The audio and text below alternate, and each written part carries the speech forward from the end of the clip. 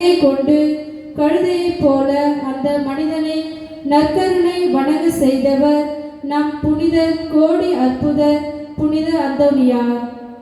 இவர் மறைநெறியை போதிப்பதில் புகழ் பெற்றவர்.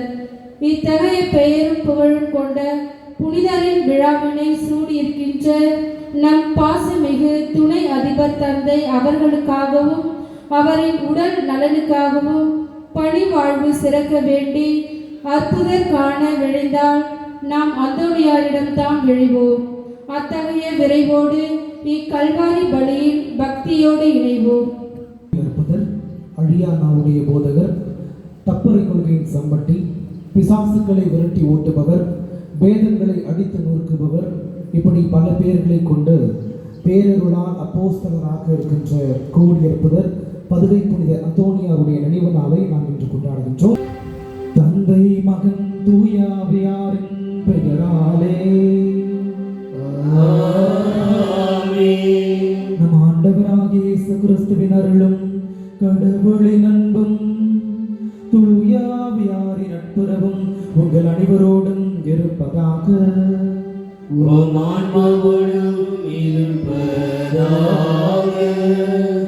கிறிஸ்துவின் பிரியமானவர்களை, தூய மறை நிகழ்வுகளை கொண்டாட நாம் தகுதி பெறும் பொருட்டு நம்முடைய குற்றங்கள், குறைகள், கடவுளுக்கு எதிராக செய்திருக்கிற பாவங்களை நினைத்து பார்ப்போம்.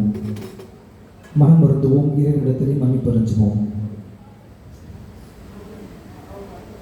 எல்லாம் வல்ல இறைவனிடமும் சகோதர சகோதரிகளிடமும் நான் பாவியை ஏற்றுக்கொள்கிறேன். ஏனெனில் என் சிந்தனையாலும் சொல்லாலும் செயலாலும் கடமையின் கவலையாலும் பாவங்கள் பல செய்தேன்.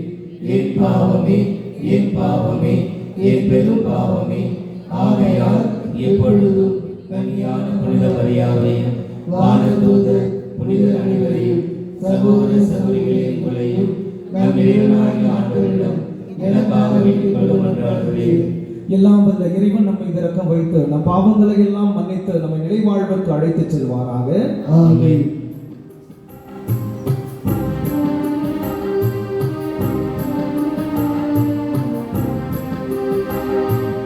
ஆண்டவரே இரக்கமாயிரும். ஆண்டவரே இரக்கமாயிரும். கிறிஸ்துவே இரக்கமாயிரும். கிறிஸ்துவே இரக்கமாயிரும். ஆண்டவரே இரக்கமாயிரும். ஆண்டவரே இரக்கமாயிரும்.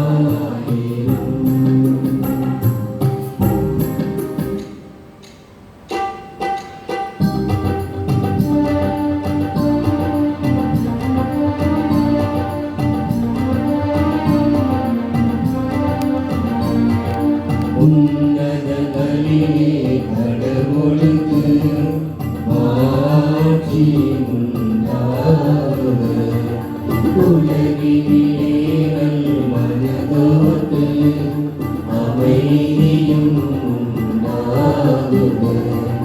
புகழ்கின்றோம் யாம் உம்மையே, வாழ்த்துகின்றோம் இறைவனே. உமக்கு ஆராதனை புரிந்து உம்மை மாட்சிப்படுத்துகின்றோம். உமது மேலான மாட்சியின் பொருட்டு உமக்கு நன்றி கூறுகிறோம்.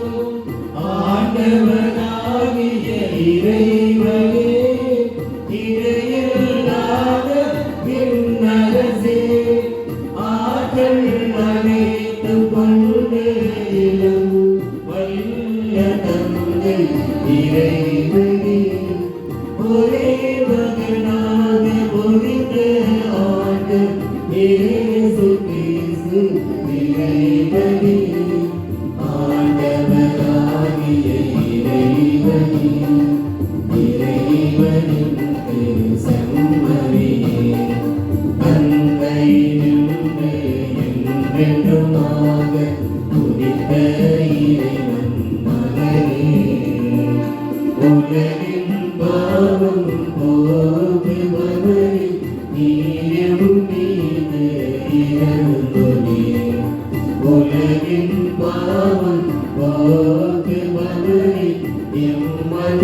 பாட்டை ஏதருளேன் கங்கையை மலப்பக்கம் வீட்டிருப்பவரே ஈரம் மீது இறங்குவே ஏனடி இயேசு கிறிஸ்துவே இவருவரை தூயவர் இவருவரை ஆண்டவர் தூய ஆவியாரோடு தந்தை இறைவர் காற்றில் இருப்பவரே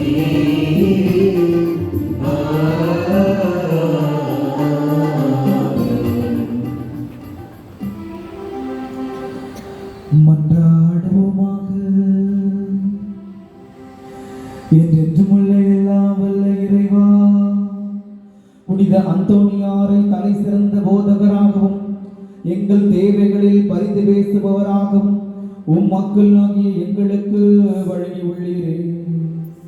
அதனால் அவரது உதவியால் நாங்கள் கிறிஸ்துவ வாழ்வில் நெறிகளை கடைபிடிக்கவும் எங்களுக்கு நேரிடும் இன்னல்களில் எல்லாம் உமது உதவியை கண்டுணரவும் செய்வீராக. உம்மோடு தூயாவியாரின் ஒன்றிப்பில் இறைவனாய் என்றென்றும் வாழ்ந்து ஆட்சி செய்கின்றவர் வழியாக உம்மை மன்றாடுகின்றோம்.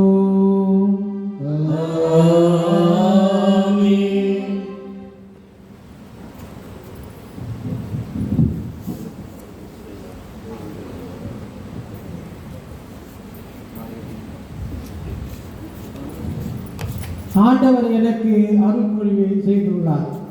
நற்செய்தி அறிவிக்க என்னை அனுப்பியுள்ளார். இறைவாக்கினர் எசையா நூலிலிருந்து வாசகம். அதிகாரம் 61:1-3 முடிய. ஆண்டவராகிய என் தலைவரின் ஆவி என்மேல் உள்ளது, ஏனெனில் அவர் எனக்கு அருள்பொழிவை செய்துள்ளார். ஒடுக்கப்பட்டவருக்கு நற்செய்தியை அறிவிக்கவும், உள்ளம் உடைந்தோரை குணப்படுத்தவும், சிறைப்பட்டவருக்கு விடுதலை பறைசாற்றவும், கட்டுண்டோருக்கு விடிவை தெரிவிக்கவும் என்னை அனுப்பியுள்ளார். ஆண்டவர் அருட்தரும் ஆண்டினை முழுவதும் நம் கடவுள் அநீதி பழிவாங்கும் நாளை அறிவிக்கவும், துயருற்ற ஆழ்வோருக்கு ஆறுதல் அளிக்கவும், சீயோனின் அழுவோருக்கு ஆவணை செய்வோம், சாம்பலுக்கு பதிலாக அழகுமலை அணிவிக்கவும், புலம்பலுக்கு பதிலாக மகிழ்ச்சியை தைலத்தை வழங்கவும், நலிவுற்ற நெஞ்சத்திற்கு பதிலாக புகழ் என்னும் ஆடையை கொடுக்கவும் என்னை அனுப்பியுள்ளார். நேர்மையின் தேவதர்கள் என்றும் நாம் மறைவுரிமை ஆண்டவர் நட்டவை என்றும் அவர்கள் பெயர் பெற்றவர். இது ஆண்டவர் வழங்கும் அருள்வாக்கு. இறைவனுக்கு நன்றி.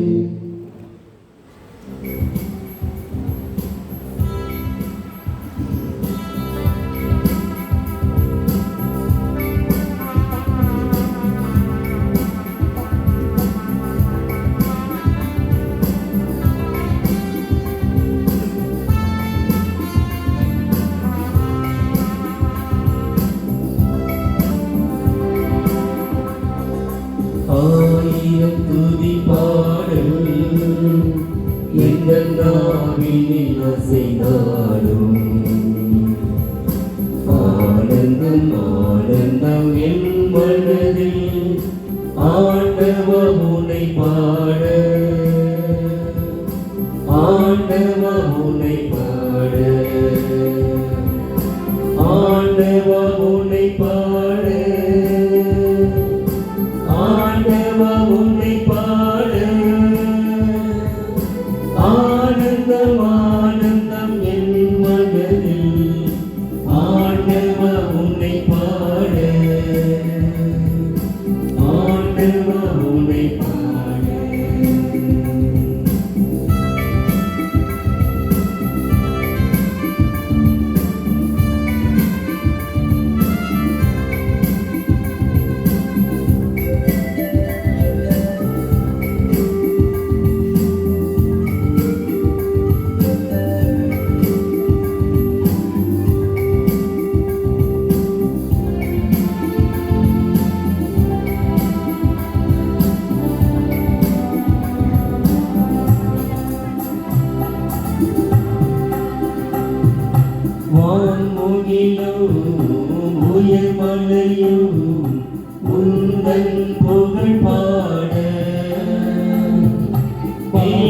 பொழியும் நறுமணங்கள் உன் பெயர் சுவை பாடு வான்முகிலும் உயர்மலையும் உந்தன் புகழ் பாடா பொழியும் நறுமணங்கள் உன் பெயர் சுவை பாடு மான் பொழியும் நீ துளிகள் உந்தன் அருள் பாடு யானோடது திருப்புகழை கவியாலிடம் பாடு ஆண்டவ உன்னை பாட ஆண்டவ உன்னை பாட ஆனந்தம் ஆனந்தம் என் மனதில் ஆண்டவ உன்னை பாட ஆண்டவ உன்னை பாட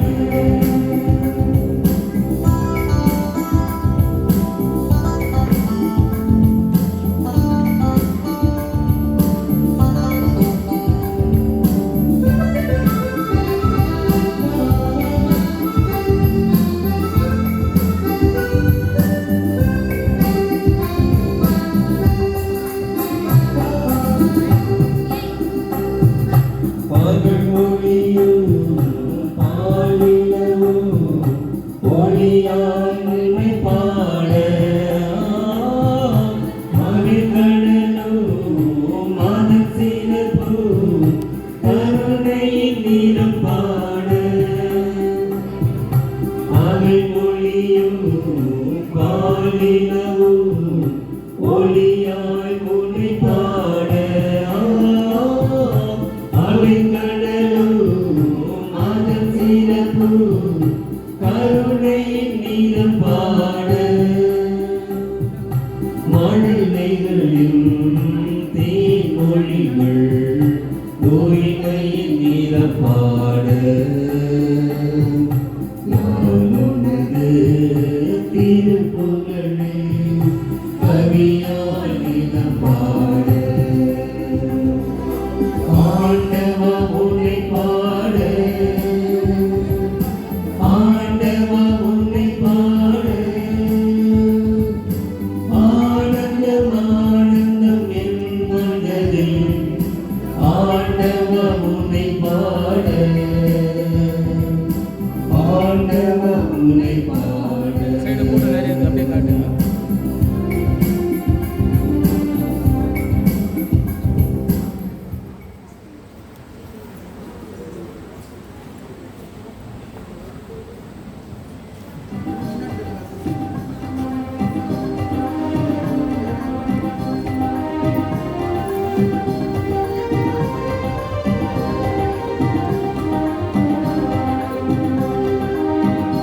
அல்லேலூயா அல்லேலூயா அல்லேலூயா அல்லேலூயா அல்லேலூயா அல்லேலூயா உலகெங்கும் சென்று படைப்பிற்கெல்லாம் நற்செய்தியை அறிவியுங்கள். இதோ உலகம் முடியும் வரை என்னாலும் உங்களோடு இருப்பேன் என்கிறார் ஆண்டவர்.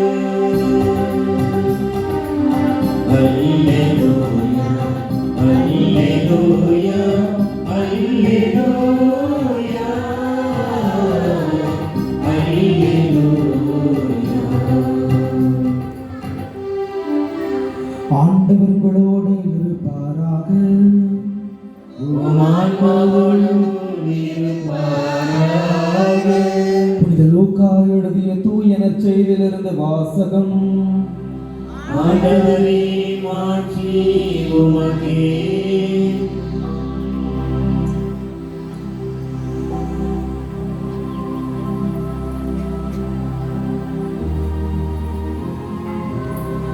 அதிகாரம் 10 இறை திருவசனங்கள் 1 முதல் 9 முடிய.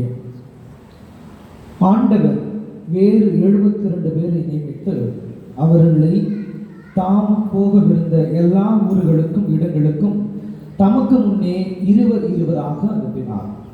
அப்பொழுது அவர் அவர்களை நோக்கி கூறியது, அறுவடை மிகுதி, வேலையாட்களோ குறைவு. ஆகையால் தமது அறுவடைக்கு தேவையான வேலையாட்களை அனுப்பும்படி அறுவடையின் உரிமையாளரிடம் மன்றாடுங்கள். புறப்பட்டு போங்கள். ஓநாய்களுக்கிடையே பையோ மிதியடிகளோ எதுவும் நீங்கள் எடுத்துச் செல்ல வேண்டாம். வழியில் எவருக்கும் வணக்கம் செலுத்த வேண்டாம். நீங்கள் எந்த வீட்டுக்குள் சென்றாலும் இந்த வீட்டிற்கு அமைதி உண்டாகுக என முதலில் கூறுங்கள். அமைதி விரும்புவர் அங்கு இருந்தால் நீங்கள் வாழ்த்திக்குரிய அமைதி அவர்களிடம் தங்கும்.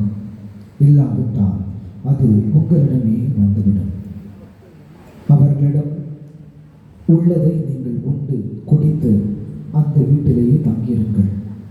ஏனெனில் வேலையாட்கள் தம் கூலிக்கு உரிமை கொள்வதை குணமாக்கி இறையாட்சி அவர்களிடையே நெருங்கி வந்துவிட்டது என சொல்லுங்கள். ஆண்டவரின் அருள்வாக்கு.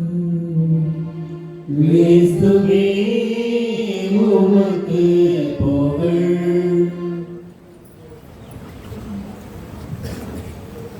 Praise the Lord. Praise the Lord. Praise the Lord. Lisbon மாநகரின் புனிதரே, எங்களுக்காக வேண்டிக் கொள்ளும். லிஸ்பன் மாநகரின் லீலி மலரே, எங்களுக்காக வேண்டிக் கொள்ளும். லிஸ்பன் மாநகரின் லீலி மலரே, எங்களுக்காக வேண்டிக் கொள்ளும். கோடி அற்புதர், அழியா நாவுடைய போதகர், தப்பறை கொள்கையின் சம்மட்டி, வேதங்களை விரட்டி ஓட்டுபவர், பேய்களை விரட்டி ஓட்டுபவர், பதுவை புனித அந்தோனியாரின் இந்த விழாவிலே உங்கள் அனைவரையும் பார்ப்பதிலே மகிழ்ச்சி அடைகிறேன். நான் சிறு வயதிலிருந்து நிறைய விதமான அற்புதங்களை என்னோட வாழ்வில் அனுபவிச்சிருக்கேன். நான் இந்த மாதிரி ஆல்டர் சர்வீஸாக இருக்கும்பொழுது ஒரு பெரிய விழா நடந்துச்சு. அந்த விழாவில் ஒருத்தருடைய கார் சாவி தொலைஞ்சிருச்சு.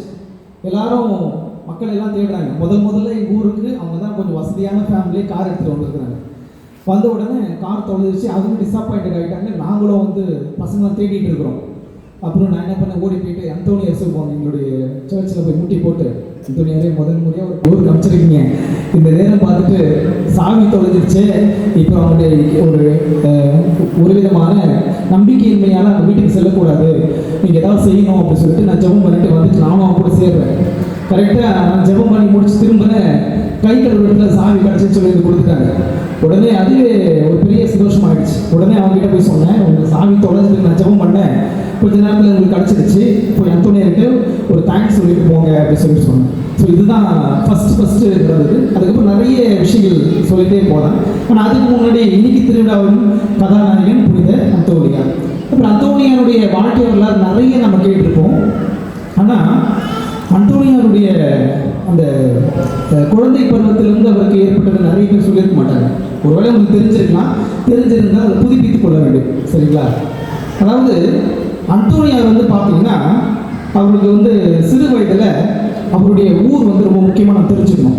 அந்தோனியார் சிறு வயதில் எப்படி வளர்ந்தார், எப்படி வளர்க்கப்பட்டார், எப்படிலாம் அவர் இன்னும் பக்தியாக கடவுள் மீது ஆழ்ந்த ஒரு விசுவாசத்தை வைத்திருந்தார் என்று பார்க்கும்பொழுது அவங்களோட ஊர் வந்து பார்த்திங்கன்னா எல்லாருக்கும் தெரிஞ்சது இத்தாலி. சரிங்களா? அப்போ அந்த போர்ச்சுகல் அந்த நாடு தான் நம்ம முக்கியமாக வந்து பார்க்க போகிறோம். அந்த போர்ச்சுகல் நாடில் பின்புலம் அந்த நாடு முழுவதும் பார்த்திங்கன்னா அன்னை மரியாவுக்கு அர்ப்பணிக்கப்பட்ட நாடு. அன்னை மரியா நாடு தான் சொல்லுவாங்க. அது ஏன் அப்படின்னு பார்த்தீங்கன்னா ஒரு 8 விதமான காரணங்களை சொல்கிறாங்க. முதல்ல அந்த நாட்டை ஆண்டவர் அல்ஃபோன்ஸ் என்ரிகஸ் என்னக்கூடிய ஒரு மன்னர். அவர் என்ன பண்ணாருன்னா, இந்த நாட்டை ஆளுவது நானல்ல, மாறாக மரியம்மை தான் ஆளுகிறார்கள் என்று தன்னை முழுவதுமாக அந்த நாட்டையும் அந்த நாட்டில் இருக்கின்ற எல்லாவற்றையும் ஒப்படைத்து விட்டார். அவர் போய் அந்த அரசாட்சி இந்த சேரில் உட்காரவே மாட்டார், முழுவதுமாக அமலோர் பார்வைக்கு ஒப்படைச்சிட்டாங்க. இதுதான் முதல் காரணமாக சொல்லப்படுகிறது. இரண்டாவது, அவருக்கு பின்னாடி வருபவர்கள் தன்னுடைய கிரீடமாக இருக்கட்டும், செங்கோலாக இருக்கட்டும், எல்லாத்தையும் எடுத்துகிட்டு போய் என்ன பண்ணாங்கன்னா அன்னை மரியாதை வச்சுட்டு அன்னை மரியா தான் எங்கள் நாட்டை வழி நடத்தணும் அப்படின்னு சொல்லிட்டு அப்படியே ஃபாலோ பண்ணாங்க. இது இரண்டாவது காரணமாக சொல்லப்படுகிறது.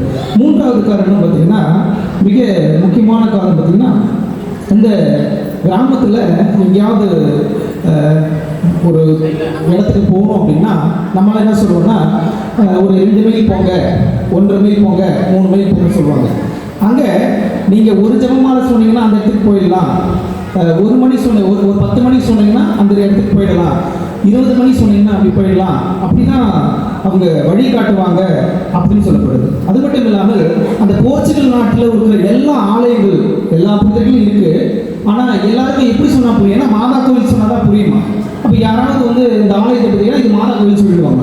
அந்த அளவுக்கு இருக்குதுன்னு சொல்லிட்டு இன்னொரு காரணமும் சொல்கிறாங்க. அப்போது இது மட்டும் இல்லாமல் கோயம்பரா அப்படின்னு சொல்லிட்டு ஒரு பல்கலைக்கழகம் இருக்குது. அந்த பல்கலைக்கழகத்தில் போய் சேரணும் அப்படின்னா முதல்ல அவங்க ஒரு ஃபெய்த்தை அறிக்கையிடணும், ஒரு நம்பிக்கை விசுவாசத்தை அறிக்கையிடணும். என்ன விசுவாசம்னா அன்னை மரியா ஜென்ம பாவம் இல்லாமல் உற்பவித்தார் அப்படின்ற அந்த விசுவாச அறிக்கையே சொன்னதுக்கப்புறம் தான் அந்த காலேஜிலேயே சேர்ப்பாங்க, இல்லைன்னா சேர்க்க மாட்டாங்க அப்படின்னு சொல்லிட்டு அந்த பல்கலைக்கழகத்தில் மரியன்னைக்கு ஒரு மிகப்பெரிய ஒரு இடம் கொடுத்திருக்கிறார்கள் என்று சொல்லப்படுகிறது. அது மட்டும் இல்லாமல் அந்த இடத்துல போர் நடக்கும் பொழுது கேடயம் வாள் அது மட்டும் அவங்களுக்கு இம்பார்ட்டன்ட் இல்லை, அது ஜெபமாலையும் எடுத்து சொல்வார்கள். அப்போ ஜெபமாலையை வைத்து அவர்கள் வெற்றி பெற்று வருகிறார்கள் என்று இன்னொரு பின்புலமும் சொல்லப்படுகிறது.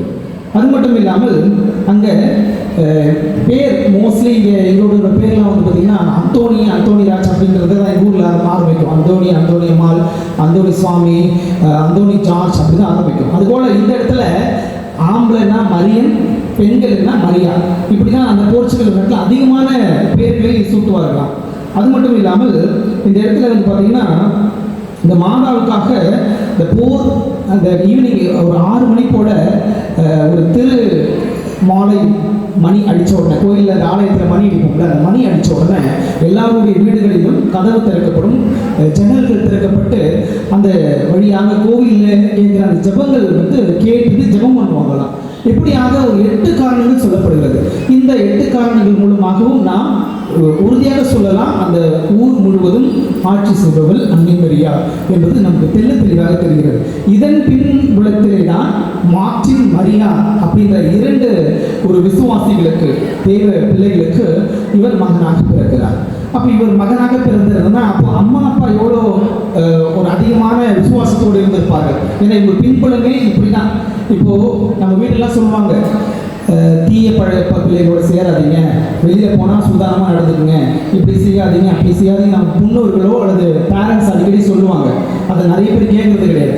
ஆனால் இந்த இடத்துல பாருங்க, அவங்க எங்கே திரும்பினாலும் மரியன்னை தான், எந்த விஷயத்தில் கலந்துட்டாலும் மரியன்னை தான். அப்போ விசுவாசத்தில் தவறு செய்ய அவங்களுக்கு இடமே கிடையாது. இப்படிப்பட்ட இந்த சூழ்நிலையில் ஒரு பெரிய பிரபுக்கள் குடும்பத்தில் ஒரு ராஜாக்கள் குடும்பத்தில் தான் பிறந்து ஒரு பணக்கார ஃபேமிலியில் பிறக்கிறாரு. பிறந்தது மட்டும் இல்லாமல் அவங்க மரியன்னை அவரை எப்படி தாளாட்டி பாடுவாங்கன்னா அது ஒரு மொழிபெயர்ப்பில் சொல்லப்படுது பாருங்க.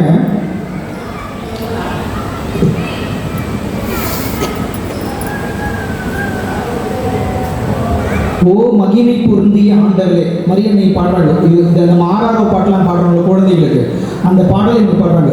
ஓ மகிமை பொரிந்த ஆண்டவரே, எல்லா காலத்திலும் ஆசீர்வதிக்கப்பட்டவளே, மனுகுலத்திற்கு தோன்றிய எல்லா பெண்களிலும் மேன்மையானவளே, தேவாதி தேவன் தோன்றிய வாசலே, இருளை போற்றி ஒளியை வீசிய கேடயமே, ஜென்ம மாசில்லாமல் உற்பவித்த அமல உற்பவியே, தாயே, இன்றும் அன்றும் எக்காலத்திலும் கன்னிகையே, உமது ஆத்மாவும் சரீரமும் மோட்சத்திற்கு எடுத்துச் செல்லப்பட்ட அலங்காரியே, வானதூதர்களும் மனிதர்களும் உம்மை எப்பொழுதும் வாழ்த்துவார்களே, ஆமே அப்படின்ற இந்த 6ஆவது பாடல் அவங்களுடைய லாங்குவேஜில் பாடப்பட்டு அந்த குழந்தையை தொங்க வைப்பாங்க. இப்படியாக தான் அந்தோனியார் வழங்கப்படுகிறார்.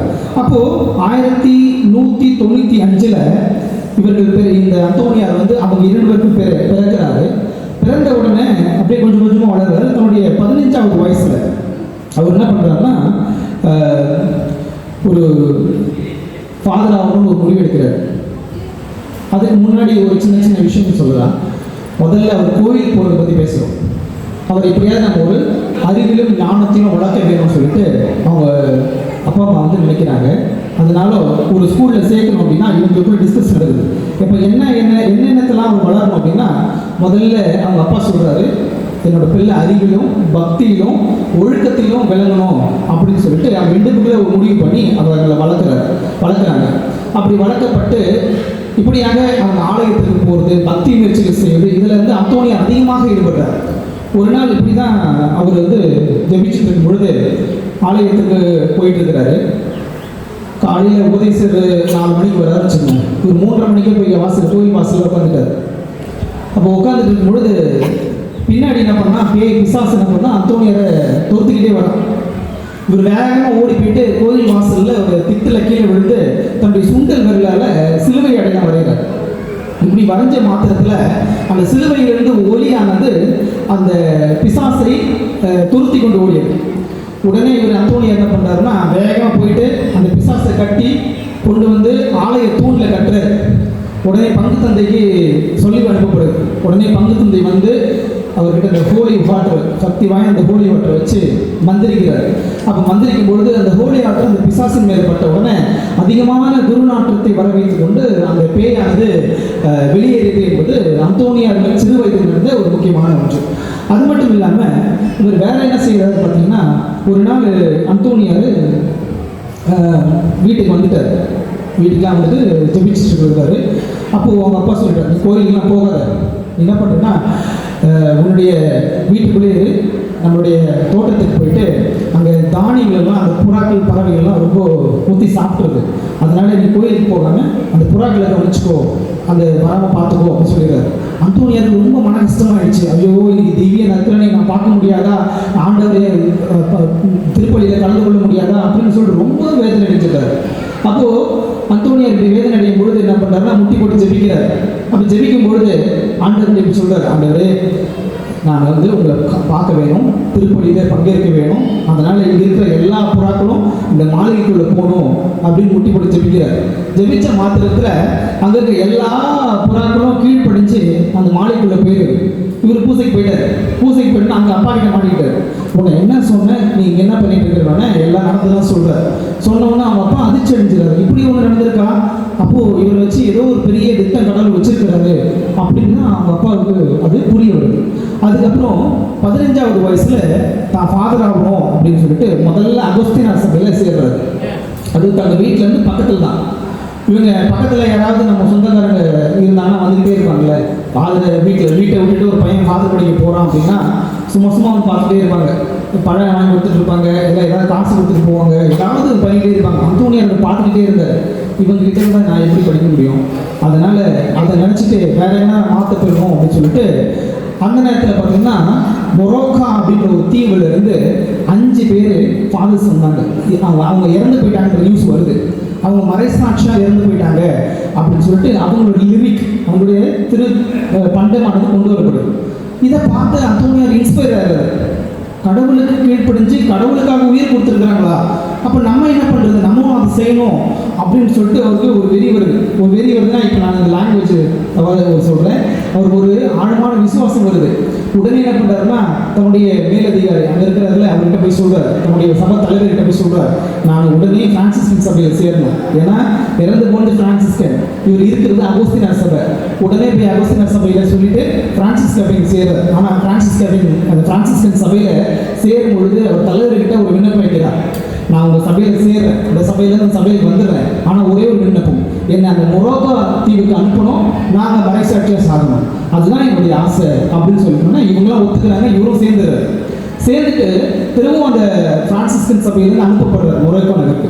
இவர் போயிட்டே இருக்கும் பொழுது இவருக்கு ஒரு மாதிரி காய்ச்சல் வந்துடுது, இவரால் முடியல, இவர் இறக்கும் தருவாயில் வந்துடுறார். அப்போது அந்த நாட்டில் வந்து பார்த்திங்கன்னா ஒரு சட்டம், யாராவது நோய் வாய்வோடு இங்கே வந்தாங்கன்னா அவங்களை சரி பண்ணி திருப்பி வீட்டுக்கு அனுப்பிச்சிடுவாங்க. அப்போது இவர் திருப்பி வந்துட்டுனா மன உளைச்சல் ஆகிடுறாரு. நான் எவ்வளோ ஆசைப்பட்டு மறைசாட்சியாக சாகணும்னு சொல்லிட்டு வந்தால் இப்படி ஒரு 4 நோயை கொடுத்துட்டீங்களே ஆண்டவரே அப்படின்னு சொல்லிட்டு ஒரு மனவேதனை அடைகிறார் நோயை. அப்போது இவரை சரி பண்ணி திருப்பி அவர் சொந்த ஊருக்கு போர்ச்சுக்கு அனுப்பிச்சிடுறாங்க. அப்போது அங்கே வந்துட்டு அவர் யோசிக்கிறார், ஏன் ஆண்டவரே இப்படி பண்ணிச்சு, ஒரு திட்டம் என்ன அப்படின்னு சொல்லிட்டு அழுது புலம்புறார். அப்போது ஒரு தனிமையான இடத்துக்கு போய் ஜெபிக்கிறார். ஒரு தனிமையான இடத்துக்கு ஜெபிக்கும் பொழுது இவருக்கு வந்து பார்த்தீங்கன்னா நைட்டில் தூங்கும் பொழுது பேய் பிசாசனை கூட இவர் தூக்கி போட்டு விளையாடணும். அப்போது இவருடைய உணவு என்னென்னா வெறும் உருளைக்கிழங்கும் தண்ணியும். அப்போ தூக்கி போட்டு விளையாடும் பொழுது அந்தோணியாரே உருளைக்கிழங்கு தீனியே அப்படி சொல்லிட்டு கிண்டல் பண்ணிட்டே அந்த பிசாசு என்ன பண்ணுமா, அந்தோணியாரை டிஸ்டர்ப் பண்ணிட்டே இருக்குமா, நைட்டு தூங்க விடாதான் சரியாக பண்ணுறாரு. இப்படியாக தனிமையாக அந்த தியானத்தை அவர் மேற்கொள்கிறார் கஷ்டத்தில். அப்போது தியானமானது நிறைவேறுகின்ற தருவாயில் பக்கத்தில் ஒரு வாய்ப்பு, அந்த வாய்ப்பில் ஒருத்தருக்கு குருப்பட்டம் கொடுக்குறாங்க. அப்போ அந்த குருப்பட்டம் கொடுக்குற அந்த மாத்திரத்தில் அங்கே அகோஸ்தினார் சபையில் உள்ள எல்லாரும் இருக்கிறாங்க, பிரான்சிஸ்கன் சபையில் உள்ள எல்லாரும், சபை தலைவர் முதற்கொண்டு எல்லாருமே பிரசண்டாக இருக்கிறாங்க. பிஷப் வந்துட்டாரு. அந்தோணியாரும் அந்த பிரான்சிஸ் சபையில் ஒரு ஓரமாக உட்காந்துட்டு இருக்கிறாரு. அங்கே கோயிலில் உள்ள பங்கு தந்தை வந்து ஒரு மறைமுறை ஏற்படுத்துறதுக்கு வேற ஒரு குருவை வந்து ஏற்பாடு பண்ணியிருந்தார்.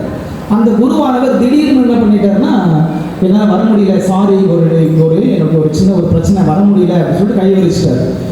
இந்த பங்கு தந்தை போய் ஒவ்வொருத்தரையும் கெஞ்சிறார். முதல்ல போயிட்டு அகோஸ்தினார் சபையில் தலைவர்கிட்ட கேட்குறார், ஃபாதர் கொஞ்சம் பிரசங்கம் வச்சுருங்க ஃபாதர், இங்கே திடீர்னு நான் ஏற்பாடு செய்கிற ஆள் வரல, பிஷப் வேறு முறைச்சினே இருக்கிறாரு அப்படின்னு சொன்னோடனே இவர் நான் தகுந்த தயாரிப்பு இல்லாமல் எந்த ஒரு பிரசங்கமும் வைக்க மாட்டோம் அப்படின்னு சொல்லிட்டு கை வச்சிடுறாரு. திருப்பியும் பிரான்சிஸ்கன் சபைக்கு போகிறார். அங்கே போயிட்டு அங்கே உட்காந்து சபத்துக்கு கிட்ட கேட்குறார், ஏன் நான் ஒரு குருவை ஏற்படுத்தினேன், அவர் வரல அப்படின்னோடனே அங்கே உள்ள குருக்களும் சொல்லிட்டாங்க, நாங்கள் வந்து முன்னாடியே எங்களுக்கு நீங்கள் அறிவிக்கிறோன்னா நாங்கள் மேலே பிரச்சனை வைக்க மாட்டோம் அப்படின்னு சொல்லிட்டு கை வச்சுட்டாங்க. ஆனால் பிரான்சிஸ்கன் சபையினோட தலைவர் என்ன சொன்னார்னா, இதோ இந்த கார்னரில் ஒருத்தர் தலை குனிச்சு அமைதியாக சாந்தமாக உட்காந்துருக்கிறார், தாழ்ச்சியோடு இருக்கிறாரு, அவர்கிட்ட நம்ம கேட்டு பாருங்க அப்படின்னு சொன்னோன்னே சபை தலைவர் போகிறார். சரி, இந்த குரு போகிறாரு. இந்த பங்கு தந்தை போய் கேட்குறாரு, அந்தோணி ஒரு உதவி, ஃபாதர் அவர் அந்தோணி ஃபாதர் கொஞ்சம் உதவி செய்யணும், இன்னைக்கு பிரசங்கம் வைக்கணும், யாருமே வரலன்னா ஒரு தாழ்மை எழுந்து, சரி ஃபாதர் நான் வைக்கிறேன் ஃபாதர் சொல்லிட்டு அவர் எழுந்து நின்று வந்து அந்த மேடையில் ஏறி அந்த அந்த தண்ணி வந்து மடையிலேருந்து வரல, தண்ணியை திறந்து விட்டால் மடையில் வரல, இதுபோல் திறந்த அந்த தண்ணியை போல பிரசங்கம் ஃபர்ஸ்ட் வார்த்தையே அவர் சாகும் வரை கீழ்ப்படிதலோடு இருந்தார் என்று அந்த வார்த்தையை சொல்லி அந்த பிரசங்கத்தை அந்த அடை மலை என திறந்த வெள்ளம் போல தன்னுடைய பிரசங்கத்தை ஆரம்பிக்கிறார். ஆரம்பிச்சோடனே லெஃப்ட் ரைட்டில் உள்ள ஃபாதர்ஸ்லாம் இவனுக்கு ஒன்றும் தெரியாது, இவன் வரும் பெருக்கிறதுக்கும் க்ளீன் பண்ணுறதுக்கும் சமைக்கிறதுக்கு தானே வச்சிருந்தோம், இவனா செஞ்சிட போகிறான் அப்படின்னு சொல்லிட்டு எல்லாரும் கிண்டல் பண்ணி சிரிக்க ஆரம்பிச்சிட்டாங்க. அந்தோணியார் பிரசங்கத்தை அப்படியே அனல் பறக்குது, எல்லாரும் பார்க்குறாங்க, எல்லாரும் அப்படியே ஸ்டண்ட் ஆகின்னு எல்லாம் அந்த பிரசங்கத்தை பார்த்துட்டு இருக்க பொழுது அதுக்கப்புறம் தான் அந்தோணியாரே ரிலாக்ஸ் பண்றாரு. அவருக்கு இறை வார்த்தையை போதிக்கின்ற சக்தி இருக்கிறது அப்படின்னு அவர் நினைவு பண்றாரு. அதே தான் அதுக்கப்புறம் ஒரு சபை தலைவராகிறாங்க.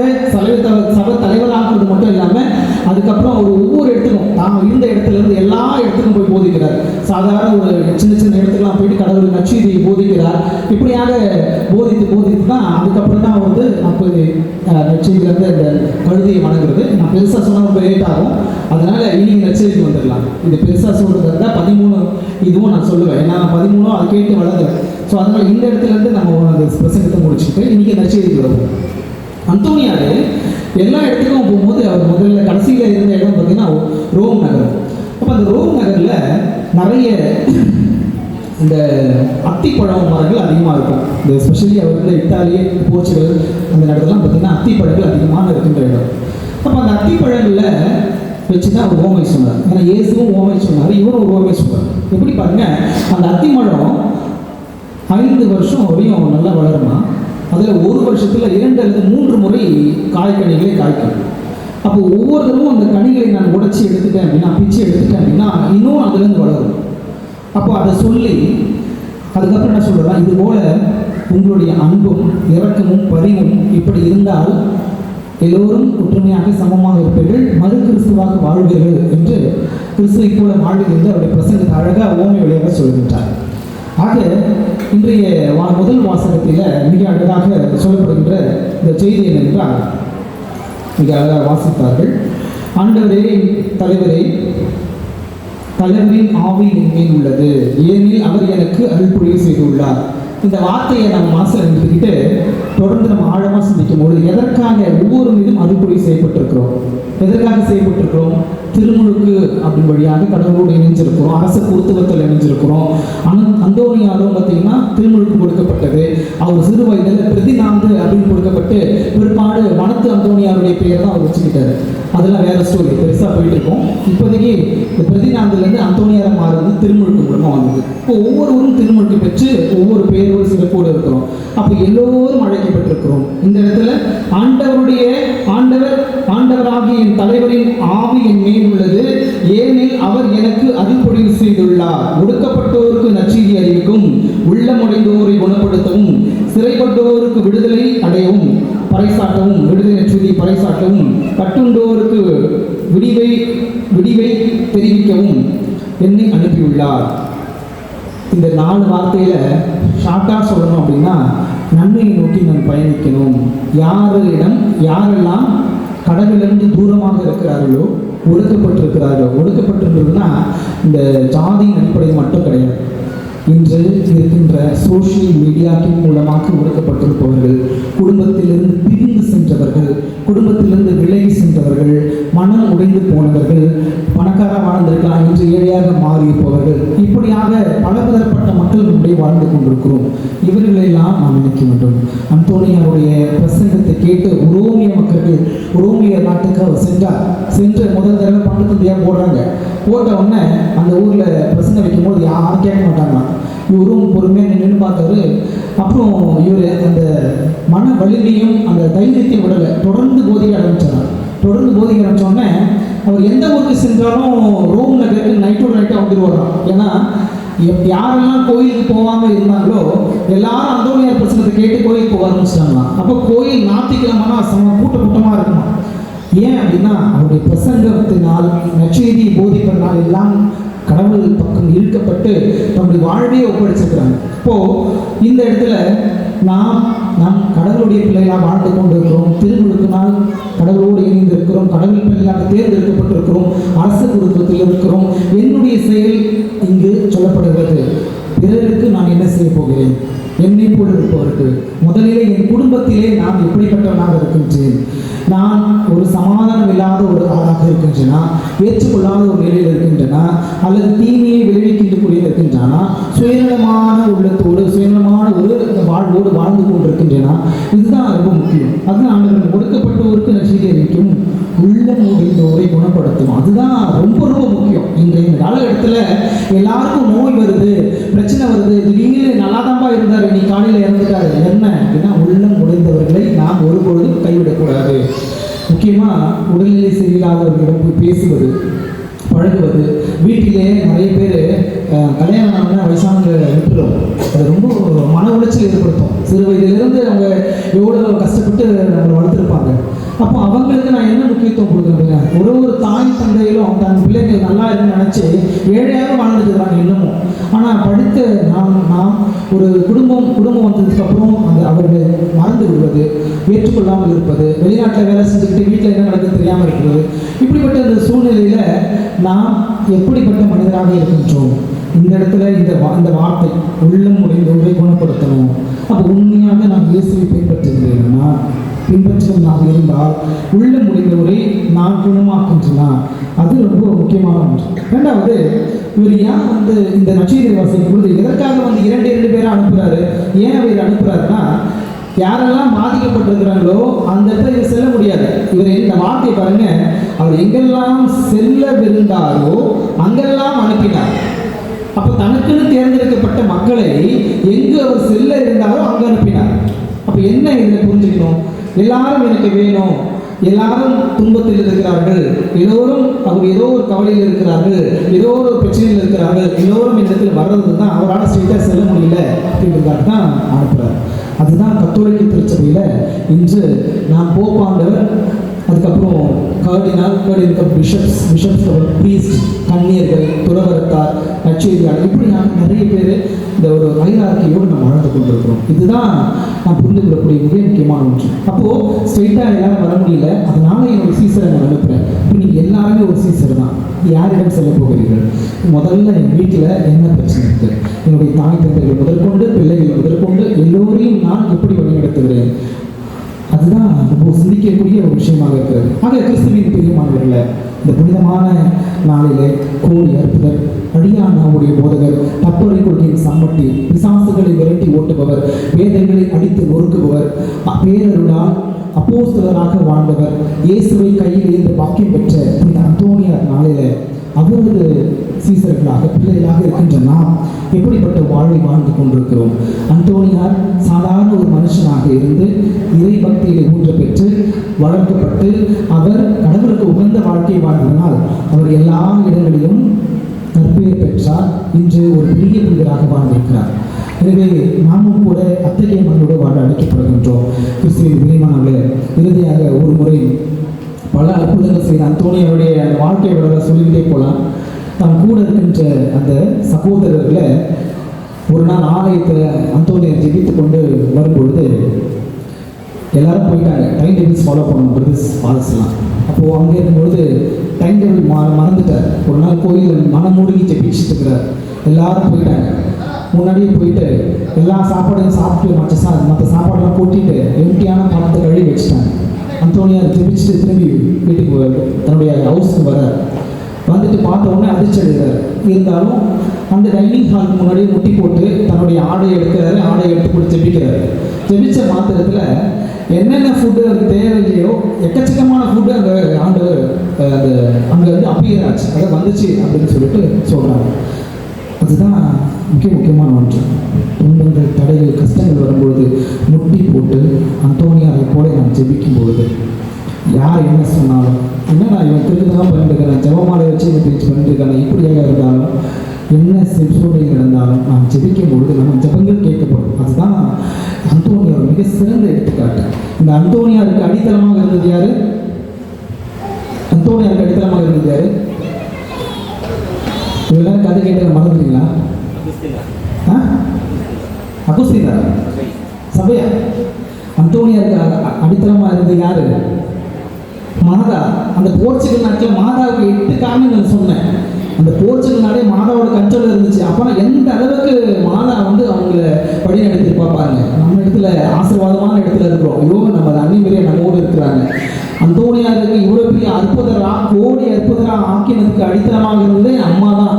அம்மாவை பின்பற்றுங்க. நாம் எதற்கு நாம் கவலைப்படணும்? வந்துட்டோம்ல, வந்துட்டு அவங்க கிட்ட எல்லாத்தையும் பார்த்து ஒப்படைப்போம், அவங்க பார்த்துப்பாங்க. அந்த ஒரு நம்பிக்கையோடு தொடர்ந்து திருப்பதியிலே மன்றாடுவோம்.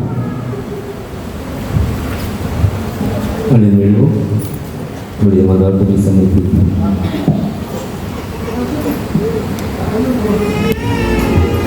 ஒவ்வொரு மன்றாட்டுவதில் நீங்கள் பாடுங்கள்.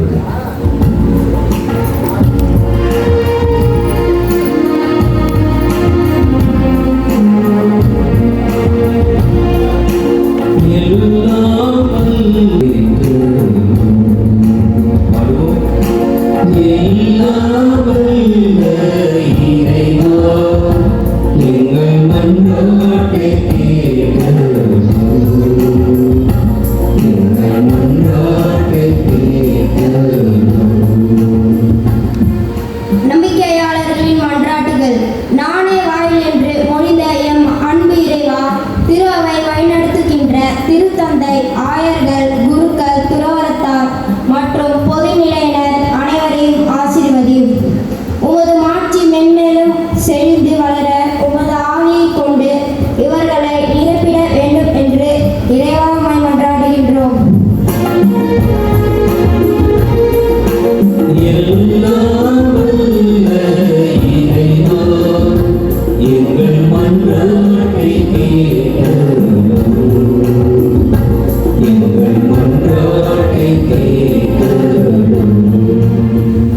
நீதியின் கதிரவனே என் இறைவா, உலகில் அடைக்கின்ற போர் கலவரங்களை நீர் கதிரவனாய் இருந்து உம்மிடம் இருக்கின்ற மாட்சி மிகுந்த கதிர்களால் அவற்றை அடக்கி அமைதியை அளித்திட வேண்டும் என்று இறைவா உம்மை மன்றாடுகிறோம்.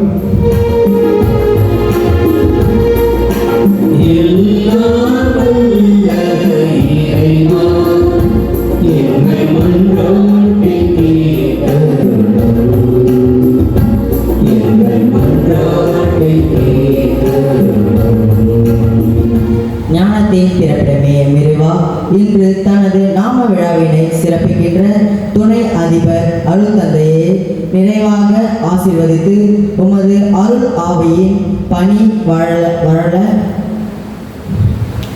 வாழ்வில் மிளந்திட வேண்டும் என்று இறைவாக மன்றாடுகிறோம்.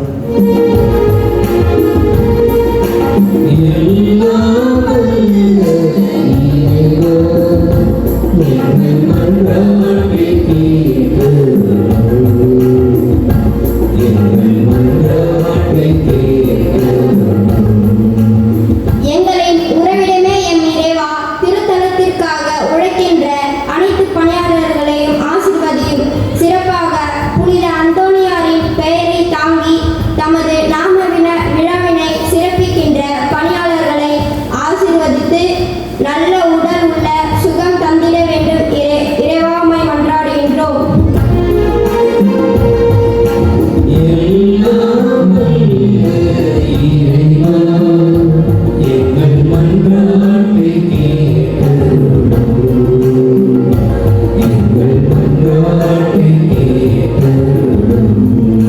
கண்களை மூடுவோம், கைகளை கூப்புவோம். ஒரு முறை ஒரு குருவானவர் தன்னுடைய உறக்கங்களிலே அல்லது தனிப்பட்ட வாழ்விலே தேவையில்லாத காட்சிகள் எல்லாம் தன் கனவில் வருகிறது என்று மிகவும் பயந்து வாழ்ந்து கொண்டிருந்தார். குருத்துவத்தை விட்டு ஓடிவிடலாம் என்று நினைத்துக் கொண்டிருந்தார்.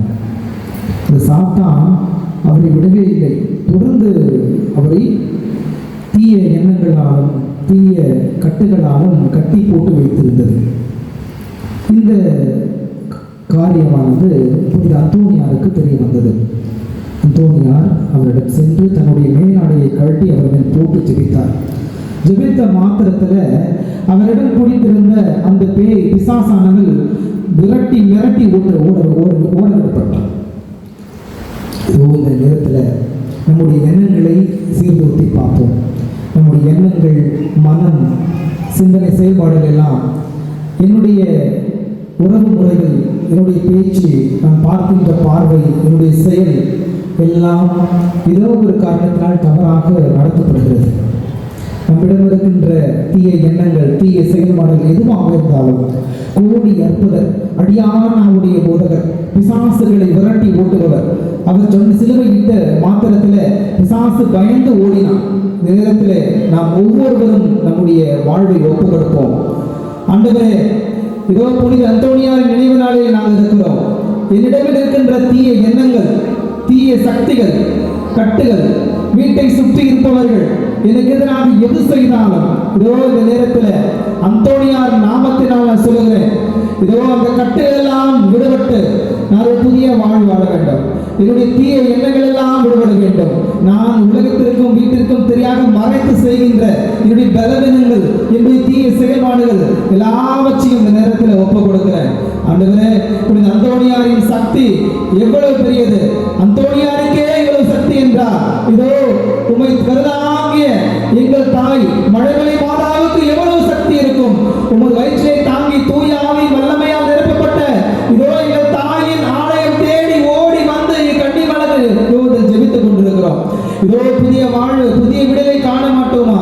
என் பிள்ளைகள் இப்படி இருக்கிறது, என் குடும்பம் இப்படி இருக்கிறது, தனிமையாக இருக்கிறேனே, என்னுடைய கவலைகள், கண்ணீர்கள் எல்லாம் இந்த நேரத்தில் என் தாயின் பாதத்திலே சமர்ப்பிக்கின்றேன். என் தாய் கண்டிப்பாக எங்களுக்காக பரிந்து பேசுவார், என் குடும்பத்துக்காக பரிந்து பேசுகிறார். இதோ என் குடும்பம், இதோ என் குடும்பத்தை எவ்வாறு முன்னேற்ற போகிறேன் என்ற கணவனுடைய கண்ணீர், நான் செய்கின்ற தொழில், நான் செய்கின்ற வேலை, போதுமான சம்பளம் இல்லை, இதோ அடுத்த நிலைக்கு நான் எப்படி என் குடும்பத்தை எடுத்துச் செல்ல போகிறேன் என்ற மன வலி, இதோ என் வீட்டில் இருக்கின்ற மனைவி, இதோ எத்தனையோ பிரச்சனைகளில குடும்பத்தை தாங்கிக் கொண்டிருக்கிறார்கள். என் கணவன் போதை பழக்கத்தில், என் பிள்ளைகள் தவறான போதை பழக்கத்தில், இதோ என் பிள்ளைகள் படிப்பு சரியில்லை, இதோ என் பிள்ளைகள் சொல்வதை கேட்பதில்லை, ஏதோ தானே என்ற வாழ்வு, இதோ அதனாலே தானே இங்கு தேடி வந்தேன். தஞ்சம் என்று புகுந்தவரை ஒருபொழுதும் இதோ அவர்கள் வேண்டியதை தராமல் போன இடத்திற்கு வந்திருக்கிறேன். இதோ தாயின் அரவணைப்பத்தில் இருக்கிறேன், அரவணைப்பிலே நான் கதகதப்பிலே இருக்கிறேன். ஒருபொழுதும் என் தாய் என்னை கைவிட மாட்டார் என்ற நம்பிக்கையோடு இருக்கிறேன். அந்தோணியாரை வளர்த்த என் தாய், அந்தோணியாரின் மூலமாக எத்தனையோ அற்புதங்கள், கோடி அற்புதங்கள் புரிந்து வருகின்ற இந்த நிலையில இதோ அந்தோணியாரை வளர்த்த தாயிடம் நான் இருக்கிறேன். என்னுடைய மன புண்கள், தேவைகளை எல்லாம் இந்த நேரத்தில் ஒப்புக் கொடுக்கிறேன் ஆண்டவரே. மிகவும் சிறப்பாக இந்த நேரத்திலே ஆண்டவரே, இதோ என் வீட்டில் இருக்கின்ற முதியோர்கள் உடல்நோயால், மனநோயால், தனிமையால் கைவிடப்பட்டு இருக்கின்றோம். இதோ பல நேரத்தில் புற்றுநோயால் பாதிக்கப்பட்டிருந்த நேரத்தில் நினைவு பார்க்கின்றோம். பல நேரங்களிலே திருமண தடைகள், எத்தனை பெண் பார்த்தாலும், எத்தனை மகள் பார்த்தாலும், எத்தனை மாப்பிள்ளை பார்த்தாலும் தடைகள் ஏதாவது ஒரு தடைகள் வந்து கொண்டிருக்கிறது. யாரையும் நம்ப முடியவில்லை. என் வாழ்க்கையிலே அடுத்த நிலைக்கு நான் எவ்வாறு செல்ல போகிறேன்? குழந்தை வயிற்றில் நிற்க மாட்டேங்கிறது. எல்லோரும் என்னை கேலி செய்கிறார்கள். எதுவாக இருந்தாலும் ஒப்பு கொடுத்து ஜெபிப்போம். அன்று கிறிஸ்துவ பிள்ளையில வேதத்திலே நாம் வாசித்திருக்கிறோம். கடவுள் நேற்றும் என்றும் என்றும் மாறாத கடவுளாக இருக்கிறார். கடவுளுடைய ஆசீர்வாதம் பெற்றிருக்கின்ற அன்னை மரியாவிடம் வந்திருக்கிறோம். அவரிடம் தஞ்சம் புகுந்திருக்கிறோம். அன்னை ஒருபொழுதும் மகிழ்விட மாட்டார். அன்னை தன்னுடைய பிள்ளைகளை தன்னுடைய மகனிடத்திலே பரிந்து பேசுகின்றவர்களாக இருக்கின்றார். ஒப்பு கொடுத்து ஜெபிப்போம். இந்த நேரத்தில் இந்த ஜெப நேரத்தை நாம் பயன்படுத்திக் கொள்ளுவோம். இதோ இந்த மலையை தேடி வந்திருக்கின்ற நாம் வீடு செல்லும் பொழுது அன்னையின் ஆசீர்வாதத்தை, அன்னை வழியாக இறைவனின் ஆசீர்வாதத்தை பெற்று செல்வோம். அன்னை எதற்காக போராடி அந்த தூய ஆவியை சீடர்களிடம் பெற்றுக் கொண்டாரோ, எதற்காக போராடி அந்த ஆவியை பெற்றுக்கொள்ள வேண்டும் என்று நினைத்தாரோ, அதே ஆவியை நாம் பெற்றுக்கொள்ள வேண்டும். நம்மிடம் இருக்கின்ற துன்பங்கள் ஒருவேளை நம்மை சுற்றி வரலாம். எத்தனை பிரச்சனைகள் வரலாம், துன்பங்கள் வரலாம், வேதனைகள் வரலாம், தடைகள் வரலாம், எதிரிகளை சூழ்ந்து கொண்டிருக்கலாம். நாம் நன்றாகவே இருக்கக்கூடாது என்று நினைத்துக் கொண்டிருக்கலாம். என்னுடைய சொந்த உறவுகளே எனக்கு ஏமாற்றத்தை கொடுக்கலாம். எதுவாக இருந்தாலும் என்னுடைய வாழ்விலே ஒரு அர்த்தமில்லாத வாழ்வாக இருக்கிறது. என்னுடைய திருமணம் இப்படி ஆகிவிட்டது, நான் ஏதோ ஒரு ஆசைப்பட்டு இப்படி ஒரு குடியிலே விழுந்து விட்டேன். எந்த நிலையாக இருந்தாலும் ஒருபோதும் உடைந்த உள்ளத்தை அவமதிப்பதில்லை ஆண்டவர்.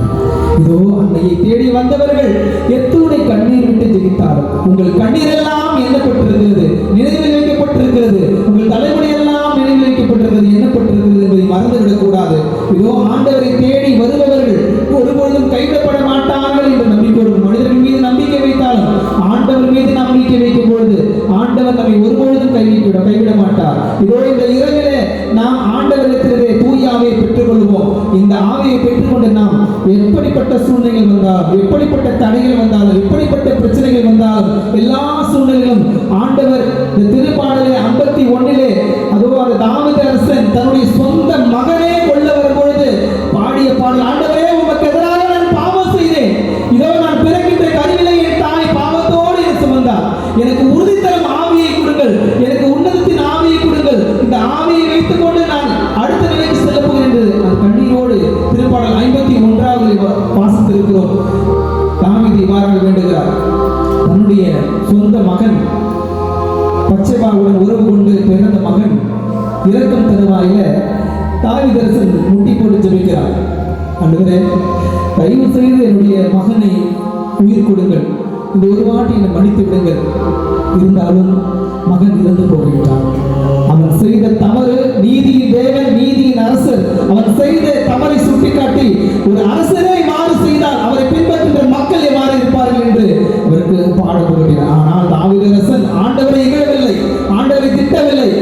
குளித்து சாப்பிட்டு எழுந்து ஆலயம் சென்று ஆராதிக்க ஆரம்பித்தார். தலைகுனிந்து வணங்கி ஆராதிக்க ஆரம்பித்தார். ஆண்டவரே என்னை மன்னியுங்கள், ஆண்டவரே ஓ என்னை மன்னியுங்கள். ஆனாலும் இதோ என்னை இத்தனை நாள் வரையிலும் காப்பாற்றி உன் பேரர்களுக்காக, நீ உன் பேரர்கள் என்னை சூழ்ந்திருப்பதற்காக, உன் பேரன்பு என்னை சூழ்ந்திருப்பதற்காக நன்றி செலுத்துகிறேன் என்று தாவீது வேண்டினார். இதோ இந்த நேரத்தில் நாம் கடவுளுக்கு தெரியாது என்று, என் குடும்பத்திற்கு தெரியாது என்று எத்தனையோ பாவங்களை செய்கிறோம். என் மனைவிக்கு தெரியாது என்று நான் பாவம் செய்கிறேன், என் கணவனுக்கு தெரியாது என்று நான் பாவம் செய்கிறேன். என்னுடைய பலவீனங்கள், என்னால் இந்த பிரச்சனையிலிருந்து வெளிவர முடியவில்லை. இந்த தீய எண்ணங்கள், இந்த போதை பழக்க வழக்கங்கள், இந்த கவர்ச்சிகள் என்னை தடுத்துக் கொண்டிருக்கிறது. என்னால் அடுத்த நிலைக்கு செல்லவில்லை. நான் சிறுவயதில் நன்றாக இருந்தேன், ஆனால் என்னால் இப்பொழுது என்னால் எதுவும் செய்ய முடியவில்லை. எல்லாம் பிசாசுகள், இந்த தீய எண்ணங்களிலிருந்து நாம் விடுபட வேண்டுமா? ஓ கிறிஸ்துவின் பிரியமானவர்களே, கோடி அற்புதர், அழியானாவுடைய போதகர், தப்பறை கொள்கையின் சம்மட்டி, பிசாசுகளை விரட்டி ஓட்டுபவர் முன்னிலையிலே திருவிழாவிலே நாம் இருக்கிறோம். ஆண்டவர் ஒவ்வொருடைய உள்ளத்தையும் புனித அந்தோனியாரின் வழியாக தொடர்கிறார். அந்தோனியார் இதோ தன்னுடைய வாழ்நாளில் செய்த அற்புதங்கள் இந்த நேரத்திலே நம்ம ஒவ்வொரு வாழ்வில் நடக்கப் போகிறது. எத்தனை பிரச்சனைகள் வந்தாலும் இந்த பிரச்சனைகளை நான் கடந்து செல்லக்கூடிய சக்தியும் அருளையும் கோடி அற்புதரின் வழியாக நாம் பெற்றுக்கொள்வோம். வீடு செல்லும் பொழுது மன உறுதியோடு, புதியதொரு ஆவியோடு, எல்லா காரியங்களும்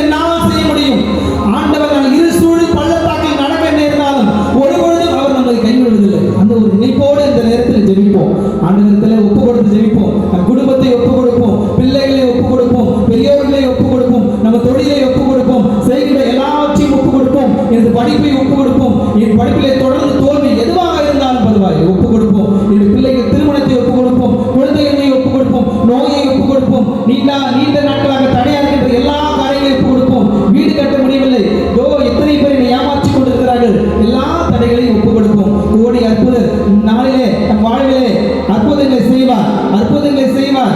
கடவுள் சொல்லுகின்ற வார்த்தை, நான் உன்னோடு இருக்கிறேன், உன்னை ஒரு பொழுதும் கைவிட மாட்டேன், நான் தான் உன்னை படைத்தேன், நான் உன்னை எல்லாரும் எப்போதும் வழிநடத்துவேன்.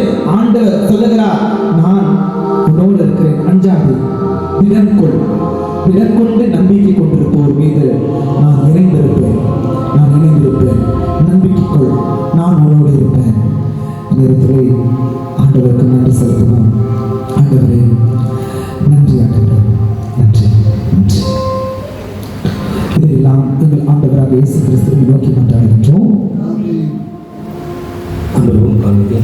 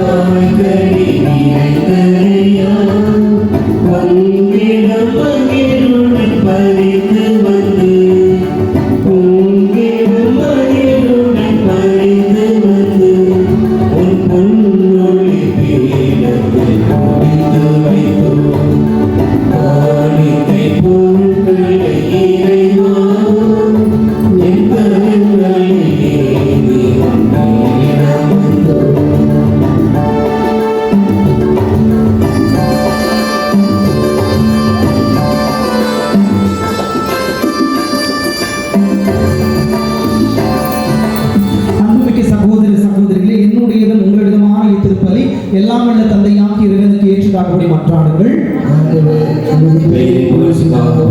வாழ்ச்சிக்காகவும் நமது நன்மைக்காகவும் புனித திருவை அமைத்து நலனுக்காகவும் வெளியே ஏற்றுக்கொள்வாராக.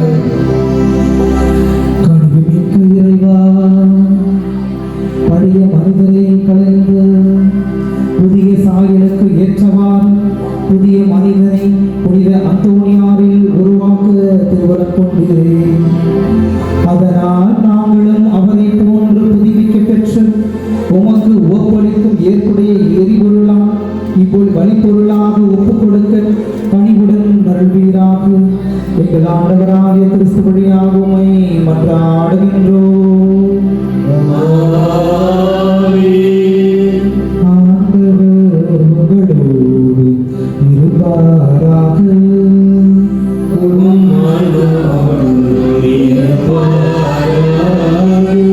இதயங்களை மேலே எழுப்புங்கள்.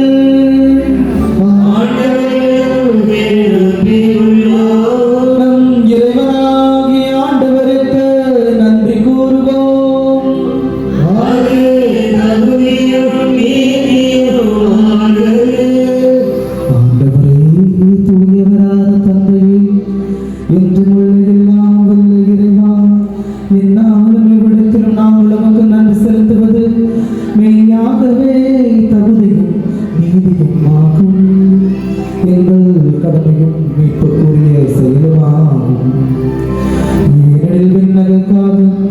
கிறிஸ்துவுக்கு தங்களையே அர்ப்பணித்த புனிதர்களில் உமது வியத்தகு பரிமாற்றத்தை கொண்டாடுவதும் உம்மை போற்றி புகழ்வதும் தகுமே. உமது இந்த பரிமாணத்தினால் நீ மனிதரை தொடக்கத்திலிருந்து புனித நிலைக்கு மீண்டும் அழைத்து செல்கின்ற புது உலகில் கிடைக்கும் இருக்கும் அருள் கொடைகளை இவ்வுலகிலே பெற்று அனுபவிக்க அவர்களுக்கு வழிநடத்துகின்றீர். ஆகவே புனிதர் அனைவரோடும் தேர்ந்து நாங்கள் புகழை ஏற்றி முடிவின்றி பாடுவதாவது.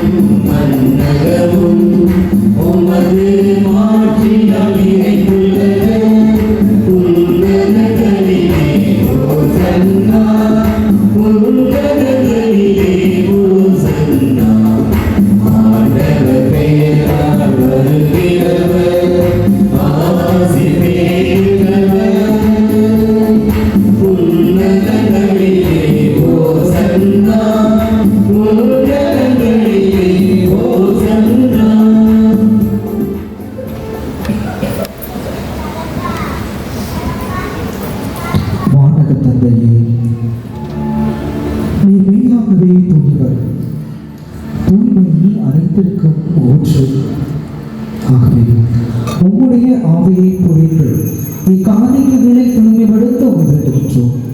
இவ்வாறு எங்கள் ஆண்டவர் இயேசு கிறிஸ்துவின் உடலும் இரத்தமுமாய் எங்களுக்கு மாறுவதாக. அவர் பாடுபடவுடன் கனிந்து தம்மை கையளித்த போது அப்பத்தை வானோக்கி உயர்த்தி நன்றி செலுத்தி அதை பிட்டு தம் சீடருக்கு அளித்து அவர் கூறியதாவது,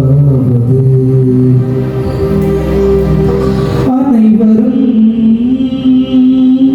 இதிலிருந்து பெற்றவர்கள் ஏனெனில் இது உங்களுக்காக கையளிக்கப்படும் என் உடல்.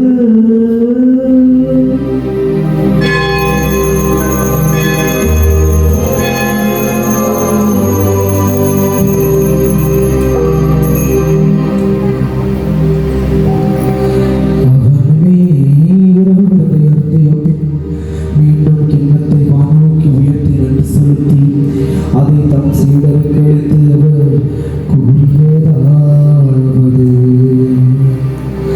அனைவரும் இதிலிருந்து பெற்ற கருங்கள் ஏனெனில் இது புதிய நிலையான உடன்படிக்கை கூறிய என் ரத்தத்தின் கிண்ணம். இது பாவ மன்னிப்புக்கென்று உங்களுக்காகவும் பலருக்காகவும் சிந்தப்படும். இதன் நினைவாக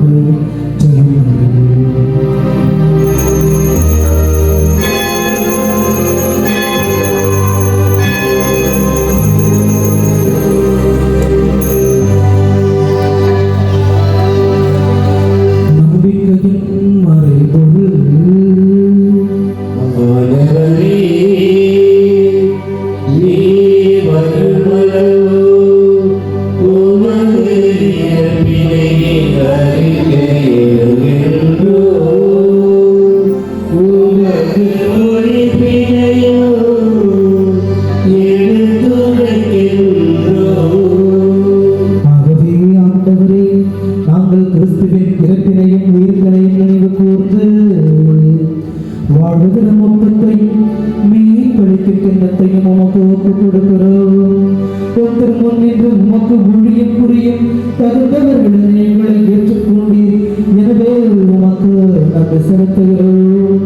மேலும் கிறிஸ்துவின் உடலின் ரத்தத்திலும் பங்கு கொள்ளும் எங்களை தூய ஆவியார் ஒன்று சேர்க்க வேண்டுமென தாழ்மையுடன் மன்றாடுகின்றோம்.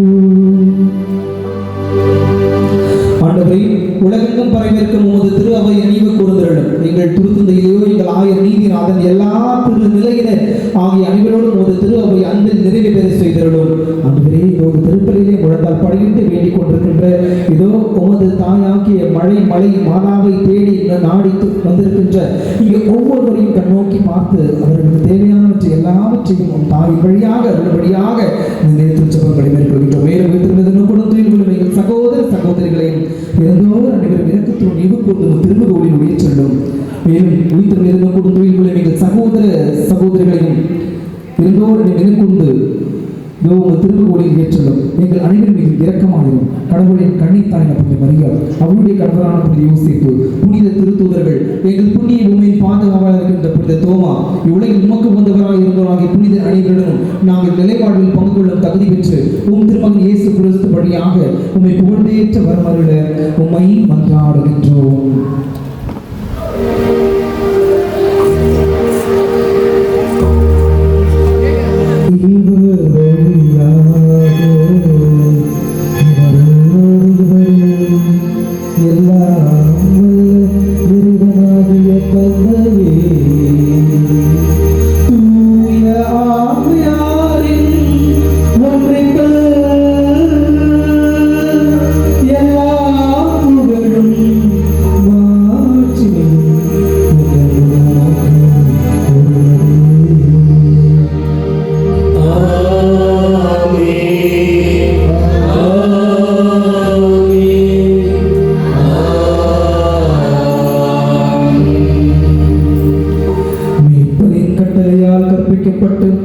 இறை படிப்பனையால் பயிற்சி பெற்ற நாம் துணிந்து பாடுவோம்.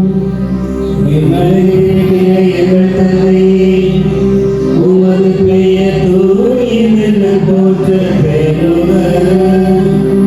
உமது ஆட்சி வருக. உமது திருவுளம் விண்ணுலகில் நிறைவேறுவது போல மண்ணுலகிலும் நிறைவேறுக.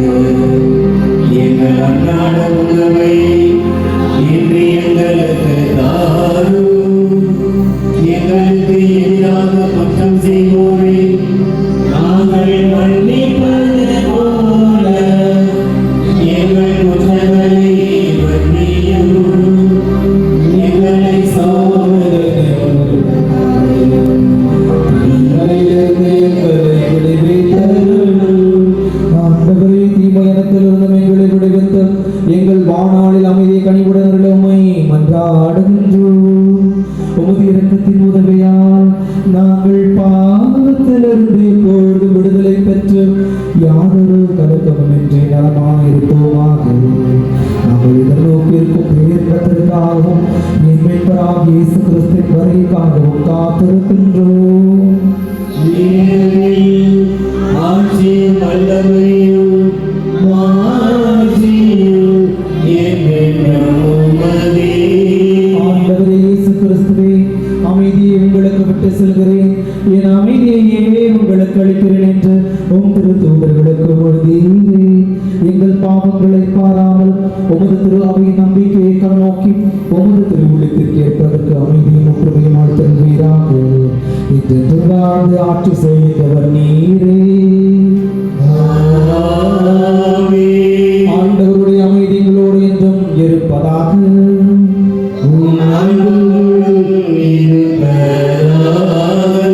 ஆண்டவர்களும் அமைதியை ஒருவர் அருகில் இருப்பவருடன் பகிர்ந்து கொள்வோம்.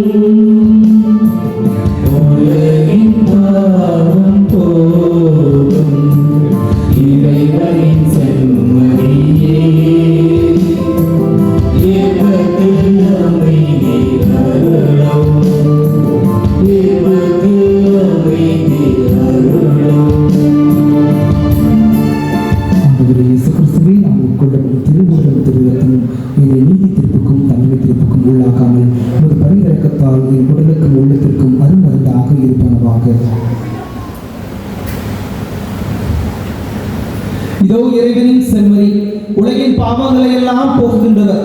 செம்மறியின் விருந்துக்கு அழைக்கப் பெற்றிருக்கின்ற நாம் ஒவ்வொருவருமே பெயர் பெற்றோர். ஆண்டவரே, நீர் எனக்கு சொல்ல நான் தகுதியற்றவர். ஆனால் ஒரு வார்த்தை மட்டும் சொல்லியிருந்தும் இது நான் கவனிக்கிறேன். கிறிஸ்துவின் திருவிழியை தெரிவித்து உங்களை காத்து நிறைவாக. ஆமென். அன்பாக கவனிக்கவும். கத்தோலிக்க கிறிஸ்தவர்கள் மட்டுமே இதை பெற்றுக் கொள்ள வேண்டும். பிற மதத்தை சார்ந்தவர்கள், பிற சபையை சார்ந்தவர்கள் இருந்தால் இவர்களை பெற வேண்டாம். அமைதியாக ஜெபிக்குமாறு அன்போடு கேட்டுக்கொள்கின்றோம்.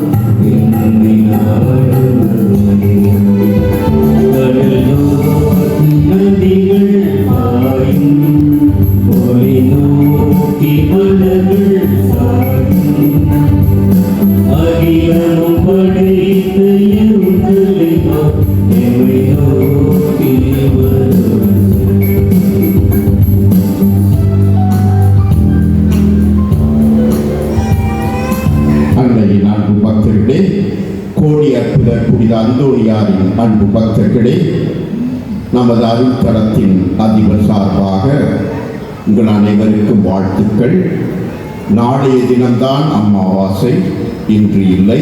நாளைய தினம் வழக்கம் போல காலை 6 மணிக்கு ஆராதனை, 6:30 மணிக்கு திருப்பலி, அதைத் தொடர்ந்து காலை 10 மணிக்கு ஆங்கில திருப்பலி இருக்கும். அதைத் தொடர்ந்து ஜெபமாலை மற்றும் நற்கருணை ஆராதனை, சிறப்பு திருப்பலி 11:30 மணிக்கு இருக்கும். மதியம் 3 மணிக்கு இறை இறக்கத்தின் ஜெபமாலை, மாலை 6 மணிக்கு ஜெபமாலை, அதைத் தொடர்ந்து நற்கருணை ஆராதனை, திருப்பலி. இரவு 9 மணிக்கு நாம் அன்னையின் திருத்தேர் பவனியை தெருவளமாக வீதியிலே நாம் எடுத்து சென்று மீண்டும் நமது அருள்தலத்துக்குள் கொண்டு வருவோம். அதைத் தொடர்ந்து இரவு முழுவதும் கண் விழிப்பு ஆராதனை, இறை புகழ்ச்சி பாடல்கள், நற்செய்தி அறிவிப்பு, குணமளிக்கும் வழிபாடு எல்லாம் நடைபெற்று அதிகாலை திருப்பலியோடு இந்த அமாவாசை புதுநிலவு பெருவிழா நிறைவு பெறும். அன்னையின் அன்பு பக்தர்களே, கோடி அற்புத புனித அந்தோணியாரின் பெருவிழாவை கொண்டாடி கொண்டிருக்கிறோம். இந்த திருப்பலியை நமக்காக தலைமை ஏற்று வழி நடத்தியவர் அதே அந்தோணியார் நாமத்தை கொண்டிருப்பவர், இந்த அருள்தலத்தின் புதிய துணை அதிபர் அருட்பணி அந்தோணி ராஜு. ஆகவே இந்த அந்தோணி ராஜை நாம் வாழ்த்த கடமைப்பட்டிருக்கிறோம். இந்த இளம் வயதிலேயே ஆர்வம், தாகம், நற்செய்தி அறிவிப்பிலே அவர் கொண்டிருக்கும் அந்த வேகம் எல்லாம் உங்களுக்கு இந்த திருப்பலி வழியாக அனுபவித்திருப்பீர்கள். இறைவனுக்கு நன்றி கூறி அவருக்காக தொடர்ந்து ஜெபித்து ஆவியினுடைய அருட்கொடைகள் அபரிமிதமாக பொழியப்பட நாம் வேண்டுவோம். இப்பொழுது நாம் அனைவரும் எழுந்து நின்று அவரை வாழ்த்தி பாட்டி கரவொலி எழுப்போம். எழுந்திருங்கள். ஹாப்பி ஃபீஸ்ட் பாடுவோம். Happy feast day to you. Happy feast day to you. Happy feast day to you, dear Father. Happy feast day to you. May God bless you. May God bless you. May God bless you, dear Father. Happy feast day to you.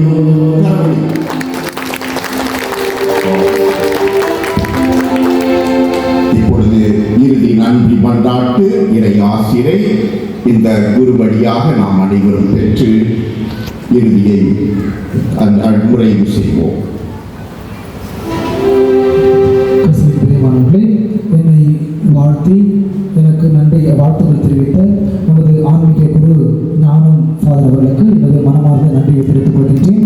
இந்நாளை எனக்கு இந்த திருப்பலியை வழங்கி என்னை முதுகெலும்பாக வழிநடத்திய நமது அதிபர் தந்தை ரெவரண்ட் டாக்டர் சின்னப்பா அடிகளுக்கும் அவரோடு இருக்கின்ற அனைத்து குருக்கள் கண்ணியர்கள் அனைவருக்கான மனமார்ந்த நன்றியை தெரிவித்துக் கொள்கின்றேன்.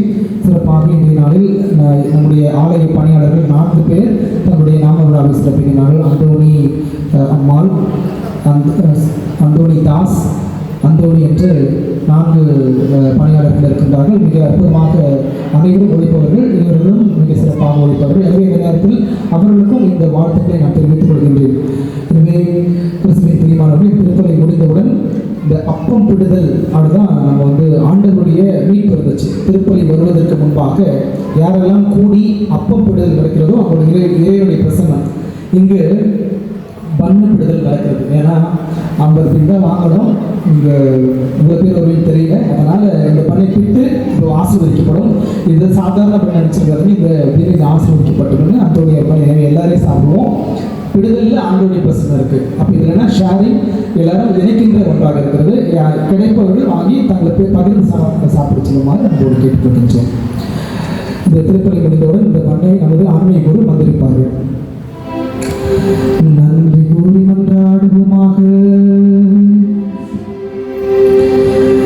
ஆண்டவரே, திருவிருந்தின் ஆற்றலால் கோடி ஏற்பதற்படித அந்தோணியாரின் எடுத்துக்காட்டை பின்பற்ற உமது அன்பில் என்றும் எங்களை வழிநடத்தியவர்கள். எங்களில் நீர் தொடங்கிய இச்செயலை இயேசு கிறிஸ்து வரும் நாள் வரை நிறைவுக்கு இட்டுச் செல்வீராக. என்றென்று வாழ்ந்து ஆட்சி செய்கின்றவர் வழியாக உம்மை மன்றாடுகின்றோம். ஆண்டவர்களோடு இருப்பாராக.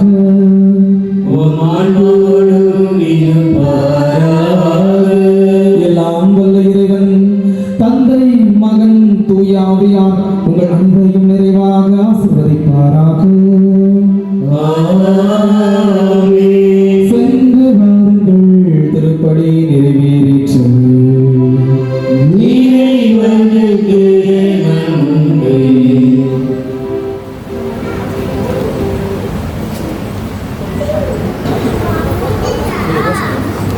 முதல்ல சிறுவர் சிறுமியர் இந்த பாடலை பெற்றுக் கொள்வாங்க. அதற்கு பின் பெரியவர்கள். முதல்ல சிறு பிள்ளைகள்.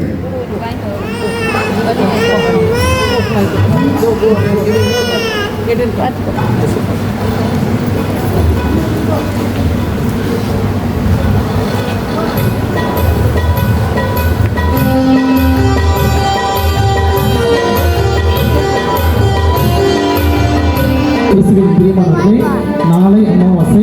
அதனைத் தொடர்ந்து மாதம் 29ஆம் தேதி பௌர்ணமி நாளாக பெருவிழாக நாம் கொண்டாடுகின்றோம். எனவே மனதில் வைத்துக் கொள்ளுங்கள். நாளை இரவு முழுவதும் வழிபாடு நடக்கும், காலை முதல் இரவு முழுவதும். அதே போல வருகின்ற 29ஆம் தேதி பௌர்ணமி நாளாக நாம் கொண்டாடுகின்றோம் என்பதை அன்போடு தெரிவித்துக் கொள்கின்றேன். அன்பானவர்களே, நமது ஆலயத்திலே 24 மணி நேரம் ஆன்மீக குருக்கள் இருக்கிறார்கள். அவர்களை சந்திப்பது, ஆசீர்வாதம் பெறுவது மற்றும் ஆன்மீக ரீதியாக அவர்களோடு உரையாடுவது, ஆசீர்வாதங்களை பெற்றுவது, ஜெபிப்பது, பாவாசனைகள் இருப்பது போன்ற பல காரியங்களை நீங்கள் பெற்றுக்கொள்ளலாம் என்பதை அன்போடு தெரிவித்துக் கொள்கின்றேன். நமது அருள்தலத்திலே மிக அழகாக இந்த மாத இதழானது வெளியிடப்பட்டுக் கொண்டிருக்கிறது. யாராவது உங்களுக்கு இந்த மாத இதழானது வேண்டும் என்றால் நீங்கள் சந்தாதாராக ஆகிக் கொள்ளலாம் அல்லது கடையிலே நீங்கள் பெற்றுக்கொள்ளலாம். மாதா கேலண்டர் கூட இங்கே அவைலபிளாக இருக்கிறது. பக்தி பொருட்கள், மெழுகுத்திரைகள், மாதா போட்டோ, ஸ்டாச்சுஸ் எல்லாம் அவைலபிளாக இருக்கிறது. உங்களுக்கு தேவைப்பட்டவர்கள் நீங்கள் பெற்றுக்கொள்ளலாம் என்பதை அன்போடு தெரிவித்துக் கொள்கின்றேன். நமது அருள்தலத்திலே திருமணத்திற்காக வரன் தேடிக் கொண்டிருப்பவர்கள் நீங்கள் திருமண பதிவை செய்யலாம். அதற்காக தனியாக எண்ணிக் கொண்டிருக்கிறார்கள். அங்கு சென்று நீங்கள் பதிவு செய்யலாம். எத்தனையோ பேருக்கு இங்கிருந்து திருமணம் நடைபெற்றுக் கொண்டிருக்கிறது என்பதை அன்போடு தெரிவித்துக் கொள்கின்றேன். அன்பார்ந்தவர்களே, அது மட்டும் இல்லாமல் இந்த நாளிலே மிக சிறப்பாக உபயம் செல்பவர்கள் நமது அருள்தலத்திலே 3 வேளையும் அன்னதானம் வழங்கி கொண்டிருக்கிறோம். நமது புனித அந்தோணியார் அன்னதானத்திலே நீங்கள் உபயம் செய்ய விரும்பினீர்கள் என்றால் உங்களுடைய விழாக்களிலே, பிறந்த நாளிலே, திருமண நாளிலே நீங்கள் உபயம் செய்யலாம். உங்கள் சார்பாக உங்களுக்காக சிறப்பாக ஜெபிக்கப்படும். உங்கள் சார்பாக அன்னதானமானது ஏழைகளுக்கு கொடுக்கப்படும் என்பதை அன்போடு தெரிவித்துக் கொள்கின்றேன். அங்கு சென்று நீங்கள் நமது அருள்தல அலுவலகத்திலே பதிவு செய்யலாம் என்பதை அன்போடு தெரிவித்துக் கொள்கின்றேன். நாளை அமாவாசை. இதிலே நீங்கள் திருப்பலி கருத்துக்கள் கொடுக்க விரும்பினால் என்றும் அல்லது ஞாயிற்று திருப்பலியிலே திருப்பலி கருத்துக்கள் ஒப்புக் கொடுக்க விரும்பினாலும் நீங்கள் திருப்பலி கருத்துக்களை ஆலய அலுவலகத்திலே சென்று பதிவு செய்யலாம் என்பதை அன்போடு தெரிவித்துக் கொள்கின்றேன்.